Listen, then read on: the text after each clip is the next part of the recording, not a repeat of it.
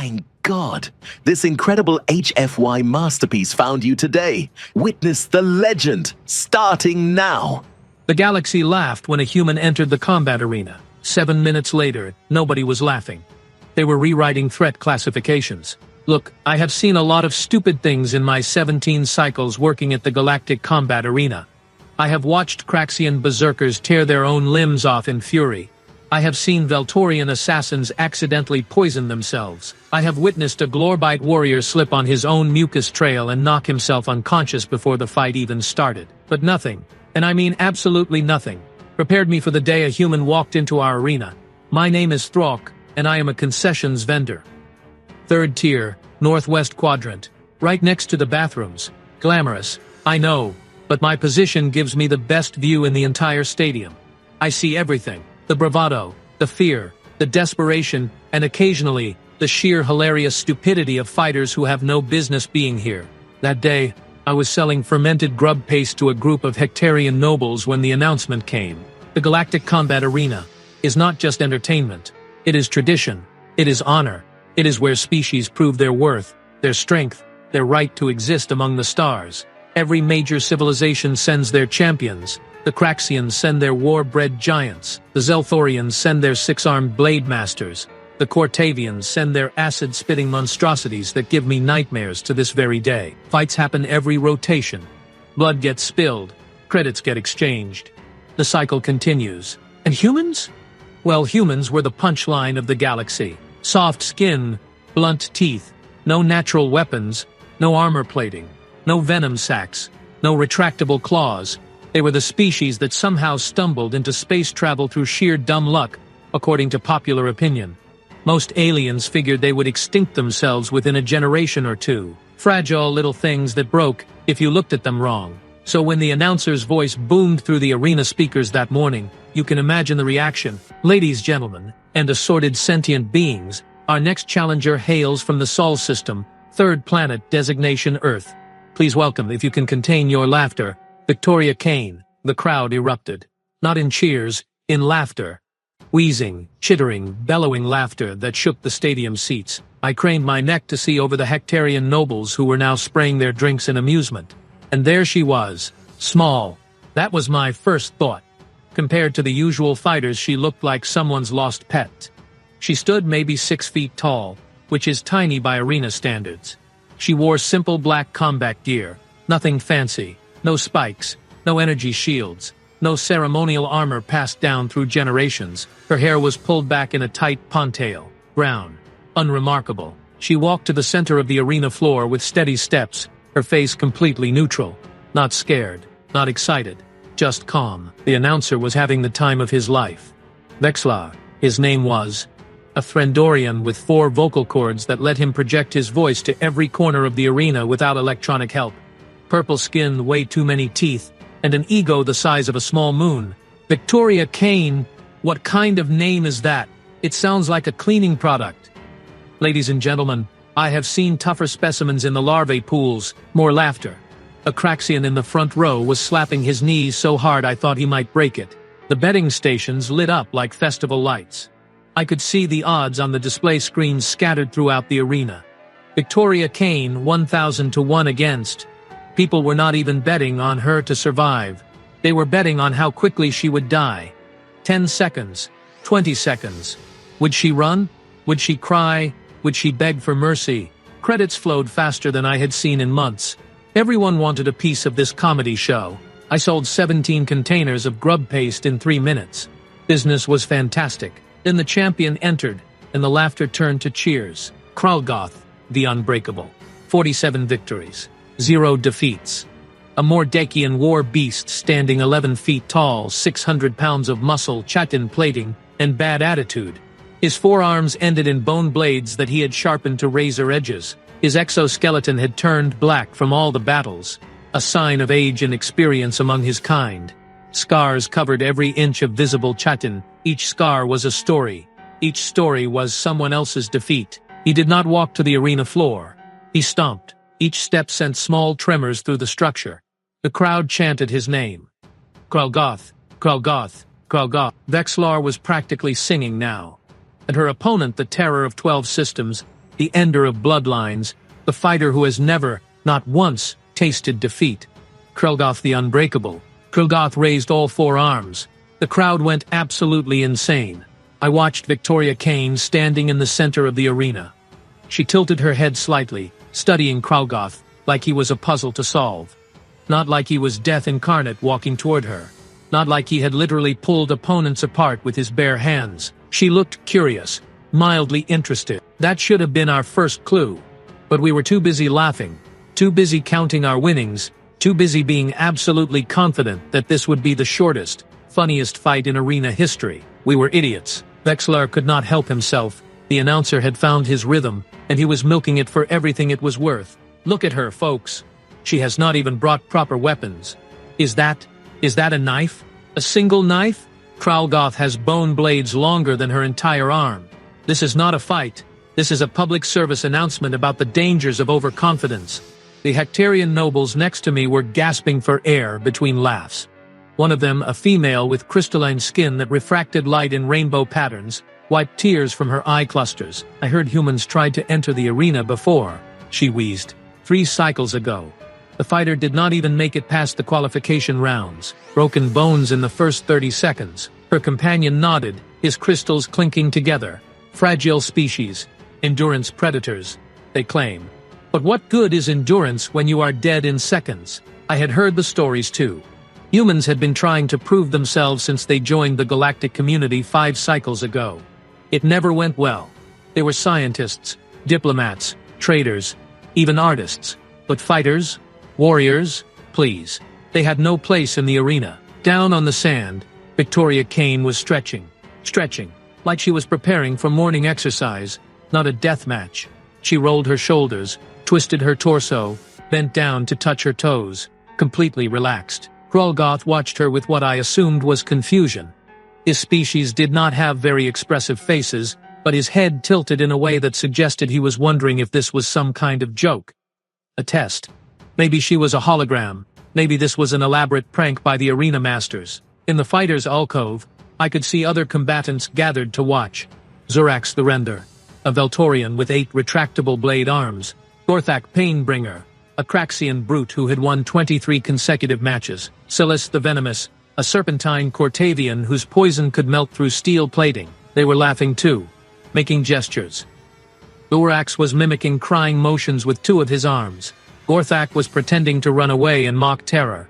Silas's scales rippled with amusement, changing colors from green to purple. Perhaps she does not understand what is about to happen, Silas hissed to the others, his voice carrying through the fighter's channel that broadcast to premium seats. Perhaps humans lack the brain capacity to process danger. More laughter. The betting odds updated again. 2,000 to 1 now. Someone had just placed 50,000 credits against Victoria surviving past the opening exchange. The crowd roared its approval. Vexler was reading the bets aloud, because of course he was. Folks, the odds keep climbing. Betting Station 7 just received a wager that Victoria Kane will not land a single strike. Betting Station 12 says she will surrender before first contact. Oh, this is wonderful. I have not seen odds this lopsided since the Glorbite incident. He paused for effect, his 4 vocal cords creating a harmony of mockery.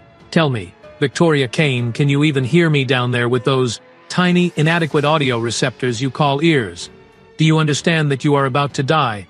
Should we find a translator? Does your species have the cognitive function to comprehend mortality? Victoria looked up at the announcer's booth. For the first time since entering the arena, her expression changed. She smiled. Not a nervous smile, not a scared smile. A smile that said she knew something the rest of us did not. That smile made me uncomfortable. The pre-fight ceremonies began.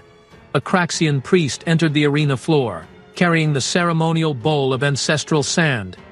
This was tradition. Fighters would mark themselves with the sand, honoring those who had fought before them, acknowledging the blood that had soaked into the arena floor over centuries. Krelgoth approached first. He dipped all 4 hands into the bowl, then marked his chest plate with 4 crimson streaks. The crowd chanted prayers in 17 different languages. This was sacred. This was ritual. Victoria waited her turn. When the priest offered her the bowl, she took a small amount of sand and marked 2 lines under her eyes. War paint. Simple.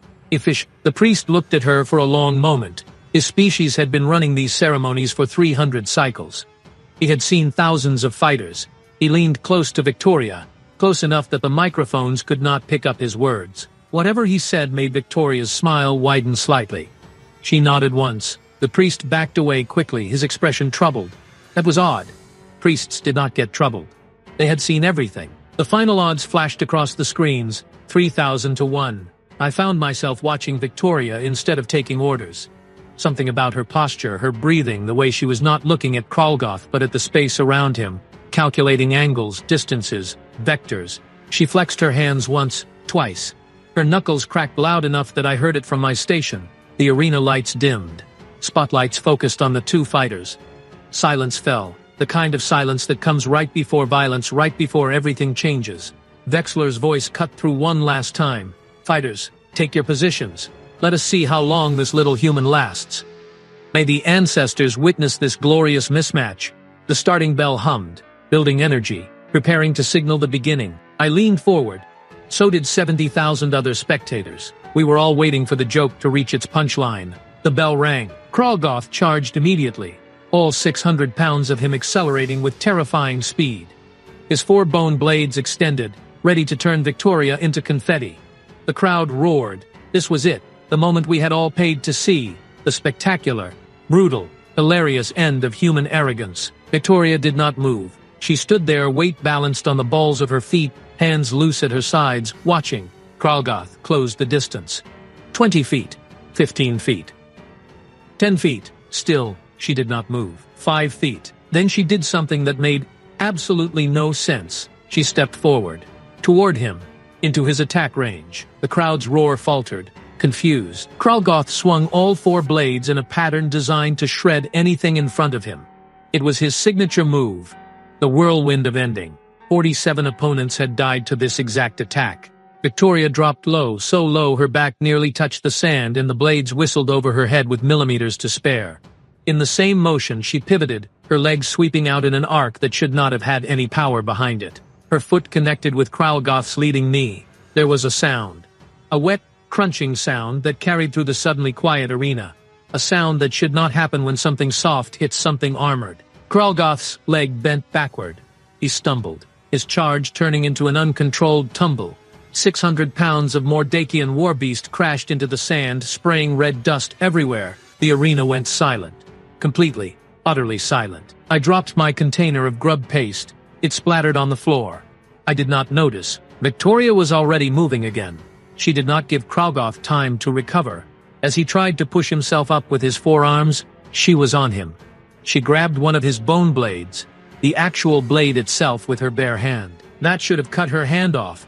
Those blades could slice through starship hull plating, but she angled her grip, using the flat part near the base, and twisted, hard. Mordakian biology has a weakness at the joint where the bone blade connects to the forearm. Most species do not know this, because most species do not survive long enough to learn it. Victoria knew. The blade snapped with a sound like breaking crystal. Kralgoth screamed. A sound I had never heard him make in 47 fights. It was not a roar of challenge. It was pain. Actual pain. She did not stop. While he was reeling, she drove her elbow into the soft tissue at his throat, right below his jaw plating. Another weak point. Another thing she should not have known. Kralgoth gagged, his breathing suddenly ragged.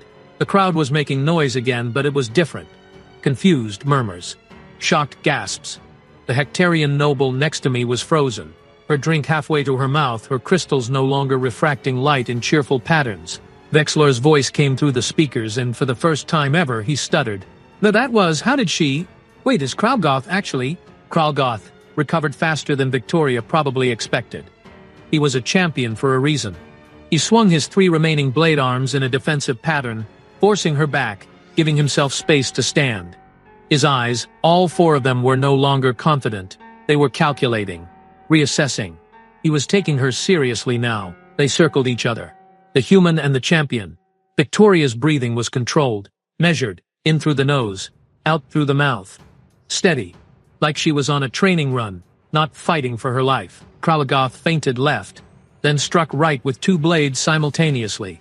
Fast, professionally coordinated. Victoria swayed backward, the blades missing by inches, then stepped inside his guard again. This time she punched him, A straight punch to his center mass, right where his primary lung was located. The impact sounded wrong. Too loud, too solid. Krelgoth's chadden plating cracked. Actual cracks spider-webbed across his chest. How hard did she just hit him? A plating could withstand plasma fire. I had seen it tested. But here is the thing about humans that we did not know. That we had no way of knowing because we never bothered to study them properly. Their bones are not just bones. They are levers. Their muscles are not just muscles. They are springs, storing and releasing energy with terrifying efficiency. And their hands, those soft-looking, delicate hands, have an entire skeletal structure designed for one purpose: punching, gripping, breaking things. Evolution made humans to chase prey until it died of exhaustion, then beat it to death with rocks and sticks and their own fists if necessary. We thought they were weak because they had no claws, no fangs, no armor. We were looking at the wrong things. Krelgoth backed away. Actually backed away, and the crowd noticed. The murmurs got louder. 70,000 beings were processing the impossible. Their champion was retreating. Victoria pressed forward.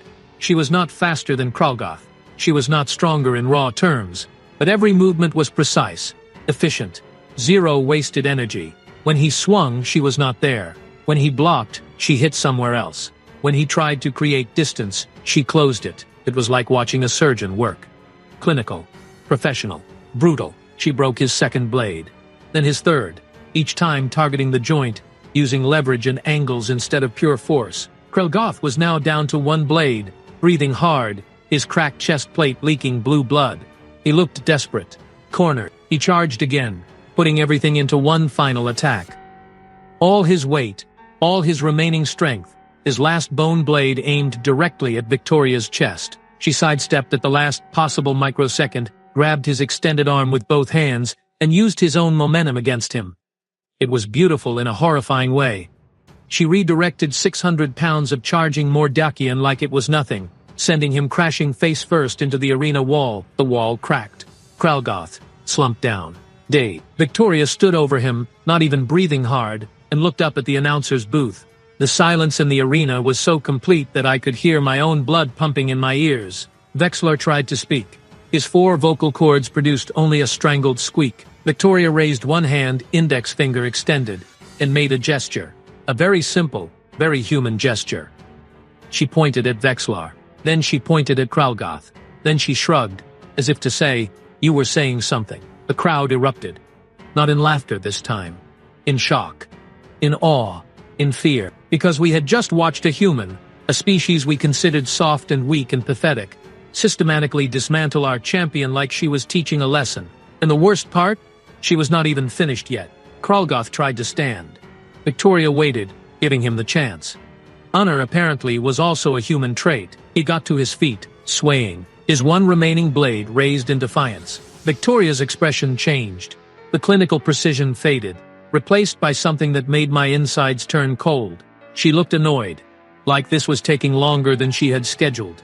She cracked her knuckles again. Oh no, Krelgoth lunged one final time, his last blade aimed at Victoria's head. Desperation move. All or nothing. Victoria caught his arm mid-swing. Just caught it. Her hand clamped around his wrist like a mechanical vice, stopping 600 pounds of force dead. Then she twisted. The arm broke. Not the blade this time. The actual arm. Bone and chitin shattered with a sound that made half the arena flinch. Krelgoth collapsed, screaming, clutching his ruined limb. Victoria stepped back, walked to the center of the arena, and raised her hand. The universal signal for victory. The referee, a neutral Zalthorian who had been standing frozen in shock for the past 2 minutes, finally remembered his job. He rushed forward, checked Krelgoth, and raised the flag. Match over. Winner Victoria Kane. The crowd exploded. Not cheering, not exactly. It was chaos. Confused shouting. Species-specific exclamations of disbelief. The sound of thousands of beings trying to process what they had just witnessed. The Hectarian noble next to me turned to her companion, her voice shaking. Did that actually happen? Tell me I did not just watch that happen. Her companion said nothing. His crystals had turned completely gray. The color of shock. I looked at the betting displays. 3,000 to 1 odds. Everyone who had bet on Victoria was now obscenely wealthy. Everyone who had bet against her, which was essentially the entire arena, had just lost everything. The Craxian 3 rows down was crying. actual tears streaming down his face.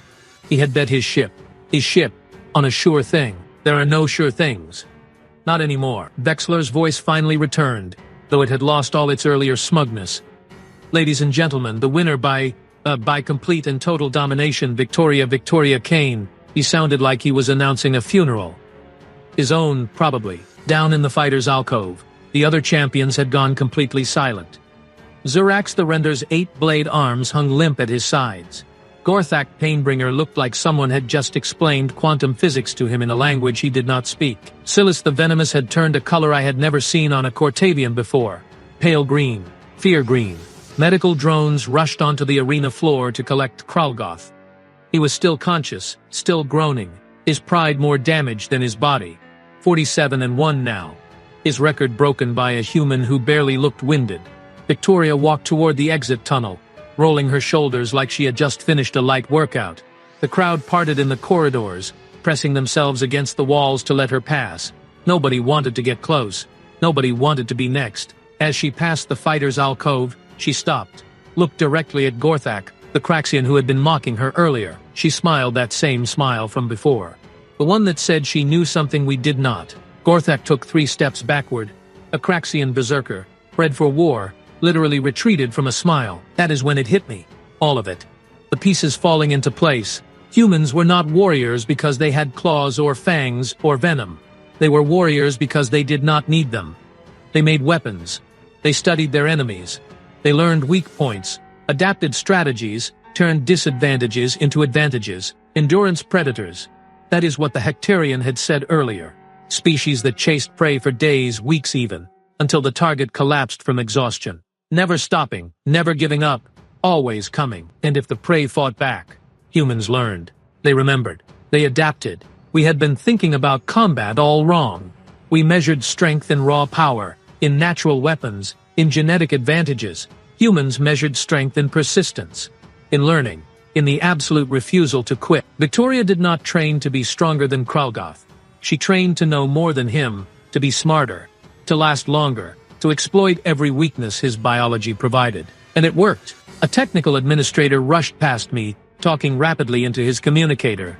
Yes, I know. Adjust all human threat assessments immediately. Reclassify from Category 7 to Category 2, possibly Category 1. Yes, I am serious. Did you not watch the fight? Category 2.